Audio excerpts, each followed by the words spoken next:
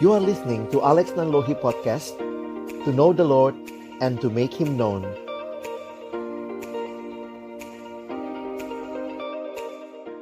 Mari kita berdoa sebelum kita membaca merenungkan firman Tuhan.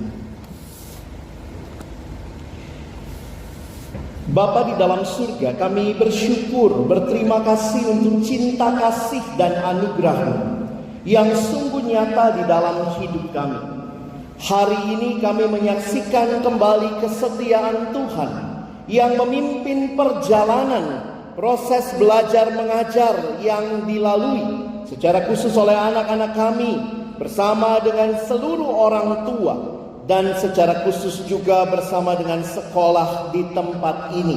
Terima kasih Tuhan, dengan Bapak Ibu Guru, dengan yayasan yang sudah Tuhan berikan, kami boleh menyaksikan kasih setiamu hari ini di dalam graduation ini. Kalau sebentar kami akan membuka firman-Mu ya Tuhan, kami mohon bukalah juga hati kami. Jadikanlah hati kami seperti tanah yang baik, supaya ketika benih firman-Mu ditaburkan itu boleh sungguh-sungguh berakar, bertumbuh, dan juga berbuah nyata di dalam hidup kami. Berkati baik hamba-Mu yang menyampaikan dan semua kami yang mendengar. Tuhan tolonglah agar kami bukan hanya jadi pendengar-pendengar firman yang setia, tapi mampukan dengan kuasa, dengan pertolongan dari Roh-Mu yang kudus, kami dimampukan menjadi pelaku-pelaku firman-Mu di dalam kehidupan kami. Bersabdalah ya Tuhan, kami umat-Mu sedia mendengarnya. Di dalam nama Yesus yang berkuasa, firman yang hidup, kami sudah berdoa. Amin. Shalom.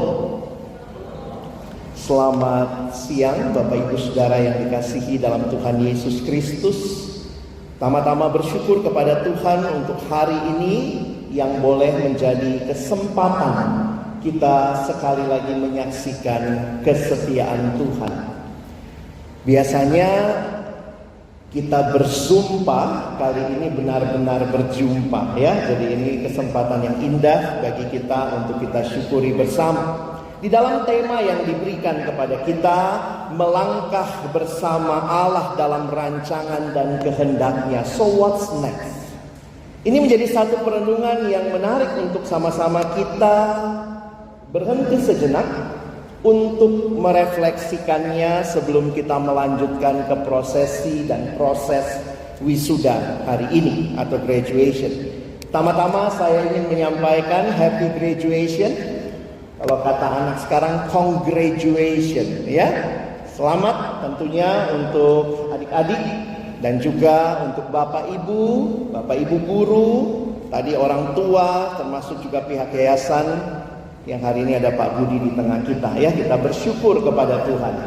Mari kita melandasi perenungan kita. Kita akan membaca di dalam kitab Kolose pasal yang pertama. Kita akan melihat ayat yang ke-9 sampai dengan ayat yang ke-12. Saya sudah menuliskan ayatnya ada di depan. Saya harap kita bisa membacanya bergantian. Saya akan membaca ayat 9, mohon Bapak Ibu Saudara membaca ayat 10. Kita bergantian sampai ayat yang ke-12. Sebab itu, sejak waktu kami mendengarnya, kami tiada berhenti-henti berdoa untuk kamu. Kami meminta supaya kamu menerima segala hikmat dan pengertian yang benar untuk mengetahui kehendak Tuhan dengan sempurna,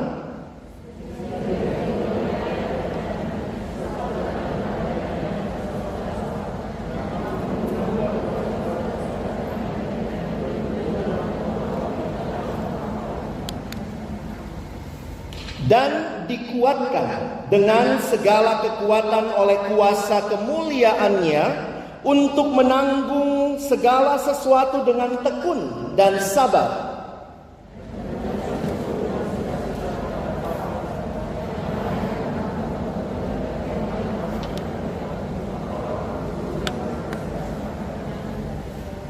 Baik, Bapak Ibu Saudara yang dikasihi dalam Tuhan Yesus Kristus, sedemikian jauh pembacaan firman Tuhan. Berbahagialah kita yang bukan hanya membacanya, tetapi merenungkannya, melakukan dalam hidup kita dan bahkan membagikannya. Saya senang dengan sebuah kutipan ketika berbicara tentang kekristenan. Kutipan itu menyatakan kalimat begini, Christianity isn't just a religion, it's a relationship with God through Jesus Christ. Ini menjadi satu hal yang penting bagi hidup beriman kita, bahwa kita bukan sekadar melakukan ritual, tetapi relasi dengan Tuhan menjadi bagian penting dalam kehidupan umat Allah. Karena itu juga ketika kita berkumpul pada siang hari ini, kita bukan hanya sekadar melakukan ritual, biasanya seremoni, graduation, ada firman, ada ibadah, tetapi sama-sama kita menikmati relasi dengan Tuhan. Bacaan yang kita hari ini ambil adalah surat Rasul Paulus kepada jemaat di Kolose. Apa yang menarik kalau Bapak Ibu Saudara perhatikan, di dalam surat-suratnya Paulus biasa memulai dengan dua hal penting, bersyukur dan berdoa. Saya pikir ini bisa menjadi pola yang penting dalam hidup beriman kita. Kalau kita terus berelasi dengan Allah, maka biarlah kita terus boleh menyatakan syukur kepada Allah. Dan bukan hanya itu, kita juga menaikkan doa kita. Kalau Bapak Ibu Saudara melihat di bagian sebelumnya, di sini kita bisa melihat Rasul Paulus bersyukur kepada Allah karena firman kebenarannya yang penuh kuasa telah membuahkan, nah ini tiga hal yang muncul dalam tulisan-tulisannya Rasul Paulus. Iman, kasih, dan pengharapan.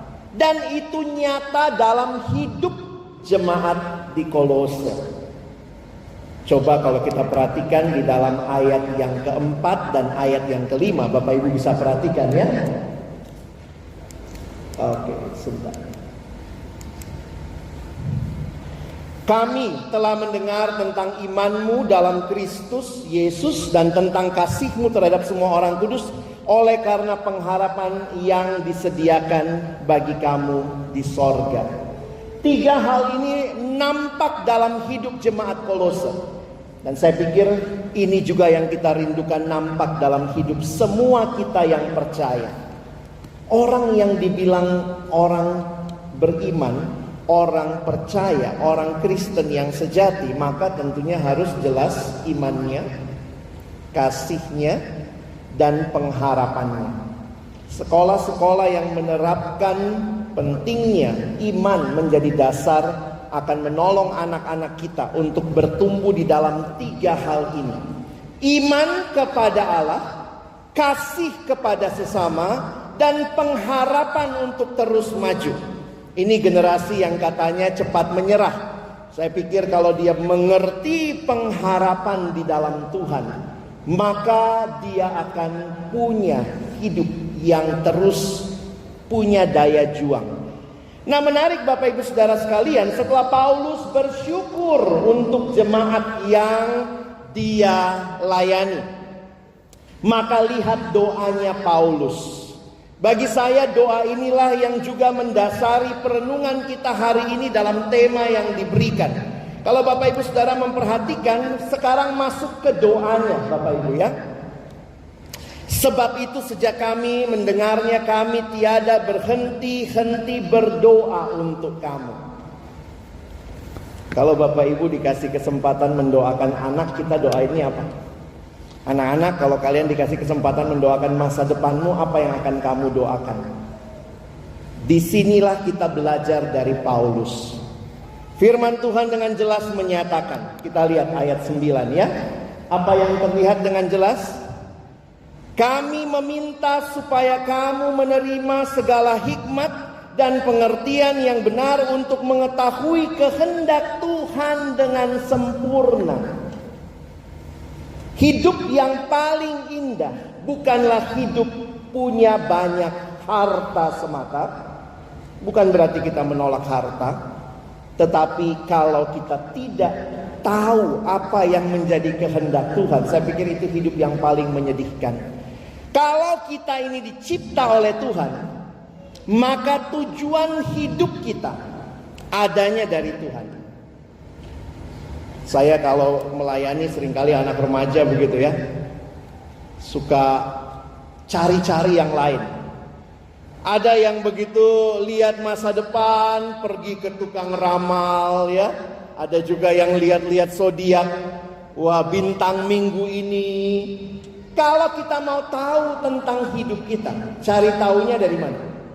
Cari tahu dari pencipta kita. Siapa yang menciptakan engkau? Dan karena dia menciptakan engkau, dia punya tujuan buat hidup saudara.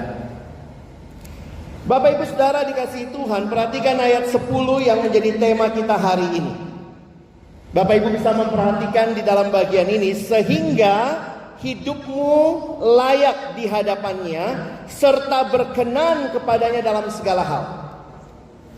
Kerinduan Paulus adalah supaya jemaat makin kenal siapa Tuhan, makin tahu apa rancangannya, sehingga ini bicara masa depan, hidupmu layak di hadapannya serta berkenan kepadanya dalam segala hal. Bukan hanya itu, perhatikan, kamu memberi buah dalam segala pekerjaan yang baik. Bahkan lebih lagi, bertumbuh dalam pengetahuan yang benar tentang anak Allah. Saya kutipkan terjemahan yang lain. Bapak Ibu bisa perhatikan, ini terjemahan dari firman Allah yang hidup. Satu terjemahan Alkitab, ayat 10 mengatakan, supaya cara hidup saudara selalu menyukakan hati Tuhan serta memuliakan Dia, sehingga saudara selalu berlaku baik dan ramah kepada orang lain, sementara saudara terus belajar mengenal Allah dan mengenal Allah lebih baik lagi.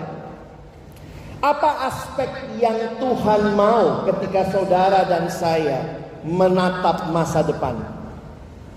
Sederhana. Yesus berkata, kasihilah Tuhan Allahmu, kasihilah sesamamu. Maka inilah yang tercermin di dalam ayat ini. Menyukakan hati Tuhan, tetapi juga berlaku baik dan ramah kepada orang lain. Itulah yang kita rindukan, dialami oleh semua orang percaya. Berarti termasuk Bapak Ibu Saudara, adik-adik yang hari ini sama-sama kita merayakan kelulusan. Hidup kita bukan semata-mata apa yang kita mau, tetapi tanya apa yang Tuhan mau. Facing the future, not alone, but with God. Dan kalau Bapak Ibu Saudara memperhatikan bahwa di bagian selanjutnya, ayat 11, ayat 12. Saya menuliskan ini adalah hope. Karena saudara perhatikan, dan dikuatkan dengan segala kekuatan oleh kuasa kemuliaannya untuk menanggung segala sesuatu dengan tekun dan sabar. Adik-adik yang dikasihi Tuhan, masa depan kalau Tuhan izinkan masih panjang buat kalian. Banyak orang yang merasa senang sudah graduation, tapi hidup itu sebenarnya adalah rangkaian perjalanan. Ini cuma satu milestone buat kita. Saya sering bilang sama anak-anak sekolah, jangan takut ujian. Kenapa? Hidup itu akan selalu ada ujian. Emangnya kalau udah selesai graduation SD, nggak ada lagi ujian ke depan? Nanti masuk kelas 7 ada ujian, naik kelas 8. Nanti kelas 8 selesai ujian, naik lagi kelas 9. Terus masuk kuliah, emang ada ujian? Oh, ada lagi. Nanti kalau sudah lulus kuliah pun tanya papa mama, hidup masih banyak ujian? Yes. Ujian gimana mikirin bayaran kamu gitu ya. Itu ujian-ujian yang Tuhan izinkan dalam kehidupan, dan ujian itu membuat kita sadar bahwa hidup kita perlu dijalani di dalam kebergantungan penuh kepada Tuhan. Dan karena itu perhatikan ayat 12. Hidup kita bukan hanya di dunia ini, tetapi kita menantikan pengharapan yang kekal untuk mendapat bagian dalam apa yang ditentukan untuk orang-orang kudus di dalam kerajaan terang. Hidup bersama Tuhan yang kita akan jalani ke depan. adalah sebuah hidup yang berpengharapan. Christian hope is an assured expectation based on God and His promises. Hidup Kristen atau pengharapan Kristen itu berdasarkan janjinya Tuhan. Saya senang kalimat ini ya, coba perhatikan sebentar. As Christians, we need to live in the present but in the light of the future. Mari perhatikan sebentar. We live in the present but in the light of the future. We need something more greater than ourselves to make us can move forward, and that is God and His promise. Kita perlu menyadari bahwa pengharapan itu menarik kita untuk maju terus. Karena itu bagi anak-anak yang hari ini boleh melalui graduation, ingatlah, hidupmu bukan berakhir di sini, bukan selesai dengan Tuhan di sini, tetapi perjalanan hidup menjadi bagian kamu terus dipimpin oleh Tuhan. Hari ini kita lihat kerinduan Paulus. Dia berdoa supaya jemaat, orang-orang yang dia layani, mereka mengalami terus hidupnya layak, worthy of living. Tadi kalau kita lihat ya, itu kalimatnya terkait dengan Tuhan. Makanya saya tunjukkan terjemahan tadi ya. Hidup menyukakan Tuhan. Jadikan itu sebagai pedoman hidup saudara. Karena itu hari ini ketika kita bersama-sama ada di ruangan ini bukan sekadar kita merayakan kelulusan, tapi saya dalam doa tadi katakan kita merayakan kasih setia Tuhan. Tidak mudah jadi angkatan pandemi ya. Buat anak-anak gak mudah, buat bapak ibu guru juga sama gak mudahnya ya. Dari pihak yayasan pasti gak mudah. Untuk orang tua, wow, ini juga gak mudah. Tetapi kita sampai hari ini, biarlah kita merayakan, mensyukuri kasih setia Tuhan. Dan mari melangkah ke depan, tetap bersama Tuhan. Kita belum selesai bersama Tuhan. Kita miliki pengharapan yang kekal.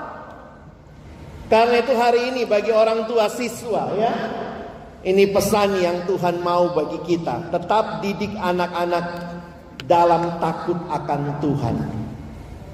Mari kita ingat, keberhasilan terbesar bagi anak-anak kita adalah ketika mereka tetap berjalan bersama Tuhan. Bukan apa yang Bapak Ibu bisa wariskan, tinggalkan. Oh, anak semua sudah ikut asuransi, udah beres, studinya sampai kuliah nanti semua dana tersedia. Pastikan apakah mereka juga sudah kenal Tuhan dan berjalan di dalam Tuhan. Lalu kemudian terus melibatkan Tuhan dalam perencanaan masa depan anak. Bapak Ibu, kesempatan bersama anak tidak selamanya ya. Kalau kita dengar biasanya anak itu titipan. Makanya waktu ada iklan, kalau iklan keluarga, papa mama lalu anak begitu ya. Saya pernah lihat ada satu orang bilang, ini gambarnya kurang Alkitabiah, kurang Kristiani. Kenapa? Karena gambarnya itu papanya di kiri, mamanya di kanan, anak di tengah. Kata teman saya, nggak begitu. Kalau konsep Alkitab, papa mama yang pegangan tangan, anak kiri kanan. Karena nanti yang lain lepas, papa sama mama masih sampai tua, ya. Jadi jangan sampai anak memisahkan orang tua. Kira-kira konsepnya begitu ya. Poinnya yang menarik bagi saya adalah, iya, orang tua hanya dalam waktu yang terbatas bersama anak. Ketika anak akan pergi, melanjutkan, bahkan mungkin nanti akan menikah dan seterusnya, maka kita, papa mama ya tetap bersama. Bagaimana kita terus melibatkan Tuhan dalam perencanaan masa depan anak, mendidik mereka kenal Tuhan? Bagaimana caranya? Kadang-kadang secara sederhana ya. Yuk kita cari sekolah misalnya. Yuk kita lanjut lagi enggak? Kalau kita lanjut atau tidak, yuk kita berdoa bersama. Kita cari kehendak Tuhan bersama. Mungkin tetap di sekolah ini. Dan disitulah kita benar-benar berserah kepada Tuhan. Untuk masa depan kita. Bagi Bapak Ibu guru, mari kita terus mendidik dengan kasih ya. Sebagaimana Kristus mendidik dan mengasihi jemaat. Bapak Ibu, kadang-kadang memang ini tidak mudah ya. Peran-peran orang tua dan guru sinerginya tuh ya perlu dipikirkan dengan baik. Tetapi juga Tuhan percayakan kesempatan mendidik. Maka ini jadi kesempatan indah bagi Bapak Ibu Saudara untuk lalui bersama. Dan karena kita bicara pendidikan di dalam pimpinan Tuhan, maka teladannya siapa? Yesus. Sebagaimana Kristus mengasihi jemaat. Satu ayat di dalam Amsal mengatakan, didiklah orang muda menurut jalan yang patut baginya, maka pada masa tuanya pun ia tidak akan menyimpang daripada jalan itu. Saudara, kata yang digunakan di sini perhatikan, bukan hanya ajar ya, tapi katanya didik. Makanya bahasa Inggrisnya bukan menggunakan kata teach. Perhatikan istilahnya. Dalam bahasa Inggris dipakai kata ini. Train up a child in the way he should go. Ini menunjukkan bahwa proses belajar mengajar itu melibatkan teladan. Baik orang tua di rumah maupun anak-anak yang ada di sekolah. Tanggung jawab guru, kesempatan mendidik, ini bicara teladan. Jadi saya senang istilah ini ya, karena bukan hanya ajar. Kalau ajar, YouTube juga bisa ngajar, bener gak? Anak sekarang juga nyari apa-apa di YouTube gitu ya, di Google. Ada yang bilang nanti lama-lama gak butuh guru. Saya pikir kalau bener gak butuh guru, gimana menjelaskan ayat ini? Karena anak-anak bukan hanya punya banyak pengetahuan, kalian disiapkan karakter untuk masa depan, dan itu membutuhkan proses train.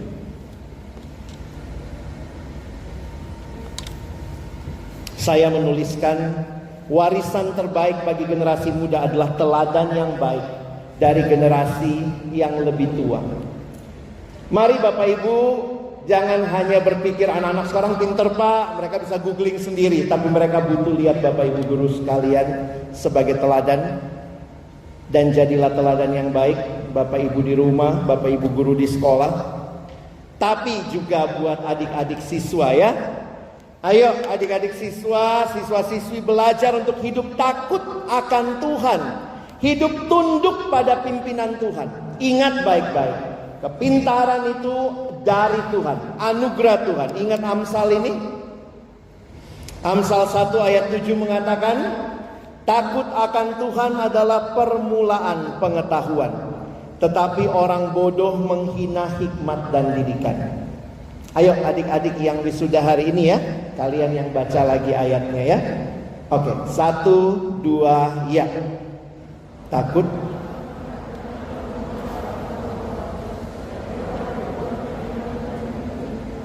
Ingat baik-baik, hidup bukan hanya pengetahuan semata, tetapi pengetahuan yang utama ketika engkau mulai di dalam takut akan Tuhan.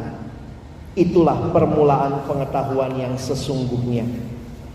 Karena itu ketika kalian melangkah, ingatlah di dalam penyertaan Tuhan. Penyertaan Tuhan itu apa? Saya tuliskan begini ya. Penyertaan Tuhan, berjalan bersama Tuhan, berarti hidup dipimpin oleh Tuhan seturut kehendak Tuhan. Jangan cuma mau disertai Tuhan tapi gak mau taat sama Tuhan. Nah ini kadang-kadang kita suka main-main sama Tuhan ya. Itulah hidup manusia. Coba sebentar kita bayangkan, Bapak Ibu pernah bayangkan jadi Tuhan? Kadang-kadang Tuhan juga bingung kali ya nolongin kita ya. Maaf, bukan saya mengecilkan Tuhan, tapi coba kita yang jadi Tuhan. Minta Tuhan sertai saya. Orang doanya gitu ya, Tuhan kasih saya kesehatan, tapi rokok jalan terus. Gimana kalau jadi Tuhan? Gimana nolongnya? Maunya disertai Tuhan, maunya untung, tapi nggak berubah, nggak hidup makin sesuai kehendak Tuhan. Oh saudara, jangan begitu, jangan mempermainkan Tuhan. Oh kalau anak remaja gitu ya, saya ketemu beberapa anak, dia tanya, Kak Alex, saya tanya sama dia soalnya awalnya ya, kamu mau kerja apa nanti? Aduh apa ya Kak, apa ya kerjaan yang gampang uangnya banyak. Jadi rampok deh, jadi rampok. Maunya begitu. Ini generasi yang katanya empang, maunya enak dan gampang. Maunya Tuhan sertai, maunya nilai tinggi, tapi belajarnya pakai sistem ekonomi. Belajar sesedikit-sedikitnya, nilai sebanyak-banyaknya. Gimana cara? Kalau kita melihat Tuhan menyertai, bukan berarti kita menjadi orang-orang yang gampangan, saudara. Karena makin saya melihat penyertaan Tuhan, saya makin yakin orang yang disertai Tuhan akan jadi orang yang lebih unggul. Karena berbeda. Makanya saya tulis berikutnya ya. Berjalan disertai Tuhan tidak berarti hidup tanpa permasalahan, tanpa pergumulan. Ini gak pernah Tuhan janji. Saya udah bolak-balik baca Alkitab, lihat gitu ya. Gak ada tuh Tuhan janji, kalau kamu ikut aku, kamu tidak akan mengalami pergumulan. No. God never promises that we will never face struggles or problems. That is not what God promised us. Tapi ini janjinya. God walks with us in our struggles. Itulah keindahan hidup. Hidup itu indah karena kita sedang berjalan bersama Yesus. Maka hari ini pastikan saudara terus sedang berjalan bersama Yesus. Ini generasi yang paling gak suka kalau kehilangan sinyal ya, atau habis kuota ya. Ini generasi yang paling gak senang disconnect. Tapi kalau dengan Tuhan banyak yang disconnect tuh. Hidup kita menjadi indah bukan hanya karena kita menemukan atau memperoleh apa yang kita inginkan atau mencapai hal-hal yang dianggap dunia berharga. Tetapi keindahan hidup adalah ketika saudara berelasi dengan Tuhan. Ingat dia Bapa kita, dia yang memiliki hidup kita, dialah yang seharusnya menjadi kebahagiaan kita yang utama ketika kita berjalan di dalam hidup yang singkat ini. Karena itu indahnya hidup itu apa? Saya tulisnya gini ya. Indahnya hidup tidak hanya diukur dari apa yang kita capai, tetapi bersama siapa kita mencapainya. Ini kalimat Yesus sebenarnya. Untuk apa seorang memperoleh seluruh dunia ini tapi ia kehilangan nyawanya? Maka pesan secara khusus buat adik-adik, tapi juga untuk Bapak Ibu, orang tua maupun Bapak Ibu guru, buat kita semua. Bagaimana menikmati hidup yang terus dipimpin Tuhan? Pastikan ya kita terus bertumbuh. Disertai Tuhan maunya selamanya, maka bertumbuh juga harus terus menerus. Bapak Ibu, saya dapat meme ini gitu ya. Waktu dapat meme ini menarik juga ya, benar juga. Kita hidup di zaman di mana baterai lemah lebih bermasalah daripada iman yang lemah. Kemana-mana nyarinya charger, colokan, wifi on. Tapi kalau iman gak baca Alkitab 2 tahun gitu ya. Udah berapa lama gak ke gereja? Oh baru 2 tahun selama pandemi gitu ya. Kayaknya santai. Tapi kalau baterai HP lemah, kayaknya blingsatan saudara ya. Maka ingat, kita butuh terus bertumbuh. Ada 3 hal yang Tuhan kasih bagi kita untuk bertumbuh. Pendeta John Stott ingatkan, ada 3 hal yang Tuhan berikan. Tuhan kasih Roh Kudus, Tuhan kasih firman, doa, dan Tuhan kasih komunitas. Karena itu, mari terus berjalan di dalam Tuhan. Ingatlah Roh Kudus menyertai, maka teruslah berserah kepada pimpinan Roh Kudus. Jangan mendukakan Roh Kudus Allah, kata Paulus di Efesus pasal 4. Tuhan kasih apa? Firman Tuhan. Ke depan saya nggak tahu bagaimana jalannya. Ingat, firman-Mu itu pelita bagi kakiku, terang bagi jalanku. Tuhan sudah tahu jalan kita gelap di depan. Mau terang? Firman-Mu pelita bagi kakiku, terang bagi jalanku. Firman Tuhan, jadikan itu pedoman. Kadang-kadang kalau masih sekolah pagi-pagi ada devosi di kelas ya, kebaktian atau apa seminggu sekali. Tetapi ketika mungkin kamu melanjutkan ke jenjang yang lebih tinggi, yang masuk universitas mungkin, nggak ada lagi tuh yang ngajakin pagi-pagi baca Alkitab. Apakah itu masih menjadi pergumulan dan kerinduan kita? Kalimat ini bagi saya menarik. The Bible will keep you from sin, or sin will keep you from the Bible. And last but not least, keep growing in community. Jangan tinggalkan persekutuan orang percaya. Gereja, sekolah kita punya ibadah, kita punya teman-teman. Mari kita bertumbuh di dalam komunitas. Hari ini kita bicara terus berjalan dipimpin oleh Tuhan. Tapi refleksinya, apakah kita akan terus menyerahkan diri kita dipimpin oleh Tuhan? Hari ini bukan akhir perjalanan Bapak Ibu Saudara, anak-anak, Bapak Ibu guru bersama dengan Tuhan, tetapi satu kesempatan kita berhenti sejenak untuk terus melangkah ke depan bersama dengan Tuhan. Sekali lagi selamat, tetapi juga saya ingatkan, selamat untuk terus melangkah bersama Tuhan. Amin. Mari berdoa. Bapa di dalam surga, kami bersyukur untuk firman-Mu. Terima kasih buat setiap hati yang terbuka. Ketika hari ini kami melihat apa yang Paulus rindukan bagi jemaat yang dia layani, itu juga yang kami rindukan bagi semua kami yang berkumpul di tempat ini. Secara khusus bagi anak-anak kami yang akan menapaki perjalanan panjang ke depan. Kami berdoa kiranya tidak melupakan Tuhan di dalam perencanaan mereka. Terus belajar disertai oleh Tuhan, menyerahkan diri dipimpin oleh Tuhan. Dan bagi kami juga orang tua, Bapak Ibu guru, kiranya kami juga boleh menjadi teladan-teladan iman. Apa artinya dipimpin oleh Tuhan? Apa artinya berserah kepada Tuhan? Kami sungguh menyerahkan generasi ini kepada Tuhan, karena kami percaya Tuhan yang sudah menghadirkan mereka, Tuhan yang juga akan terus memimpin dan menyertai. Terima kasih, biarlah seluruh rangkaian acara graduation hari ini sekali lagi menyadarkan kami bahwa kami tetap membutuhkan Tuhan di dalam langkah-langkah juang kami ke depan. Kami bersyukur untuk firman-Mu. Sekali lagi tolong kami bukan cuma jadi pendengar, tapi boleh jadi pelaku firman-Mu. Di dalam nama Tuhan Yesus Kristus, Sang Firman yang hidup, kami berdoa, kami bersyukur. Amin.